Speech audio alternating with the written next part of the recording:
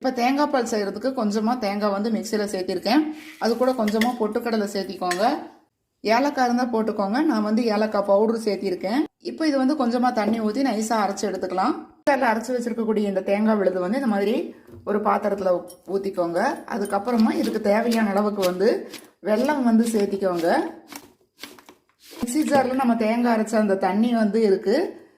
அதையும் வந்து இதில் அப்படியே ஊற்றிக்கிட்டு நம்ம வந்து இப்போ அப்படியே இது வந்து கொதிக்க வைக்க வேண்டியது தான். இப்போ வந்து தேங்காய் பால் பாருங்கள் நல்லா கொதிக்க ஆரம்பிச்சிருச்சு. இப்போ நம்ம வந்து அடுப்பு ஆஃப் பண்ணிடலாம்.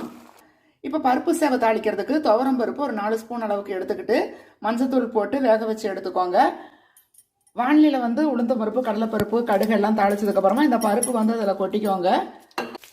இப்போ இந்த பருப்பெல்லாம் சேர்ந்து இந்த மாதிரி நல்லா கொதிக்கிறப்ப சேவை வந்து இதில் போட்டு அப்படியே நம்ம வந்து கலக்கி விடணும். கொத்தமல்லி தழை கொஞ்சமாக கட் பண்ணி இந்த மாதிரி போட்டு எடுத்துக்கோங்க.